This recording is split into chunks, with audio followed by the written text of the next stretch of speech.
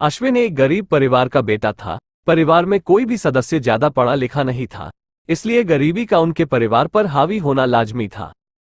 समय के साथ अश्विन के माँ बाप ये बात समझ गए थे कि लाख मेहनत कर लो, अगर आप पढ़ना लिखना नहीं जानते तो आप किसी भी काम में ज्यादा तरक्की नहीं कर सकते, और तरक्की नहीं तो पैसे नहीं, और बिना पैसों के जीवन गरीबी में ही बीतेगा। अपने अनुभवों से मिली इस कीमती सीख के साथ अश्विन के माता पिता ने कसम ली थी कि कुछ भी हो जाए, कुछ भी करना पड़े, लेकिन वो अश्विन को इतना पढ़ाएंगे कि अश्विन अपने जीवन में हर वो चीजें और सुविधाएं हासिल कर सके जिनसे पढ़ाई के अभाव के कारण वो खुद वंचित रह गए। अपने परिवार की हालत और खुद से परिवार की आकांक्षाओं के प्रति अश्विन भी भलीभांति परिचित था। पढ़ने लिखने में तो वह अच्छा था ही, लेकिन वह ज्यादा प्रयास करके स्कूल में अच्छे नंबर लाता और हमेशा अव्वल रहता। अंदर से तो अश्विन का भी यही इरादा था कि वो कुछ भी करके अच्छी पढ़ाई लिखाई करे और एक बढ़िया सी नौकरी कर अपने परिवार का जीवन बदल दे। स्कूल में हमेशा अव्वल आने वाला अश्विन सभी शिक्षकों के साथ साथ स्कूल के प्रिंसिपल का भी फेवरेट था। प्रिंसिपल उसकी परिस्थिति को ध्यान में रखते हुए जब जब मौका मिलता उसे प्रोत्साहित करते, और जब भी उसे गाइडेंस की जरूरत पड़ती तो उसे अपने पास बुलाकर अच्छे से समझाते। अश्विन भी प्रिंसिपल की बहुत इज्जत करता था और उनकी हर बात मानता था। व्यक्ति के विचार कितने ही अच्छे हो, लेकिन समय के साथ और अपने आसपास के वातावरण और लोगों के हिसाब से उसके व्यवहार में बदलाव आता है। 12वीं कक्षा तक अव्वल रहने वाला अश्विन अब कॉलेज में आ गया था। माँ बाप की परिस्थिति में रत्ती भर का भी बदलाव ना हुआ था, फिर भी उन्होंने इधर उधर से कर्जा लेकर उसे पढ़ाना जारी रखा था। अश्विन जैसे जैसे बड़ा हो रहा था उसके दोस्त बनते जा रहे थे, और इन दोस्तों में ज्यादातर दोस्त अच्छे खासे पैसे वाले परिवार से आते थे। इन दोस्तों के शौक और व्यवहार कुछ अच्छा था नहीं, यानी कि सीधे सीधे कहो तो अश्विन अब बुरे दोस्तों की संगत में पड़ गया था। संगत का रंग तो हर इंसान पर चढ़ता है। अश्विन भी उसके दोस्तों की तरह बुरी आदतों का शिकार होता गया। वह अपने माँ बाप की मजबूरियों को नजरअंदाज करके उनसे पढ़ाई के नाम पर पैसे मंगवाता था और मौज शौक करता। एक दो बार उसके माता पिता को जब उस पर शक हुआ तो उन्होंने अश्विन को समझाने की कोशिश भी की थी, लेकिन अश्विन ने उल्टा उनका अपमान करते हुए उनसे कह दिया था, मुझे सिखाने की कोशिश मत कीजिए, मुझे सब पता है, मैं अच्छे से जानता हूं कि मुझे क्या करना है। अश्विन अब पढ़ने लिखने में भी ज्यादा समय ना बिताता। जैसे कर्म करोगे वैसा ही फल मिलेगा। अश्विन अपने कॉलेज के पहले साल में ही फेल हो गया।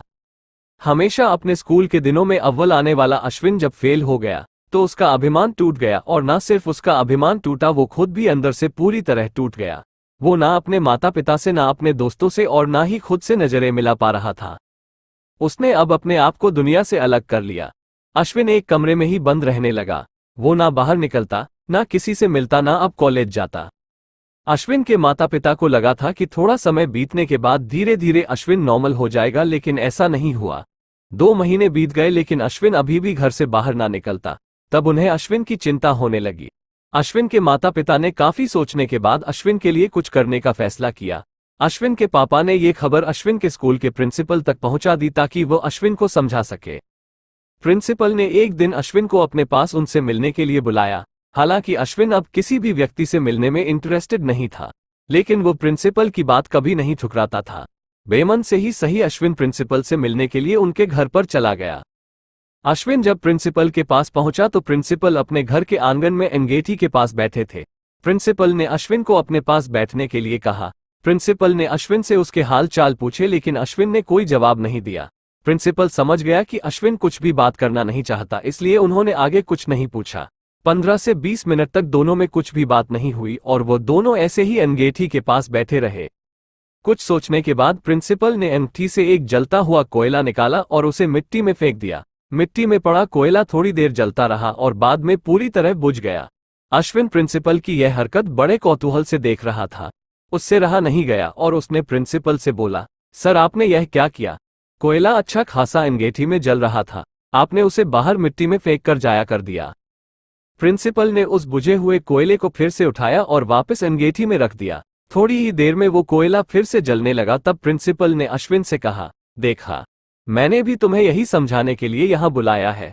तुम भी अंगीठी का वही कोयला हो जो पहले अच्छे से जल रहा था, लेकिन बाद में मिट्टी के संगत में आने से बुझ गया।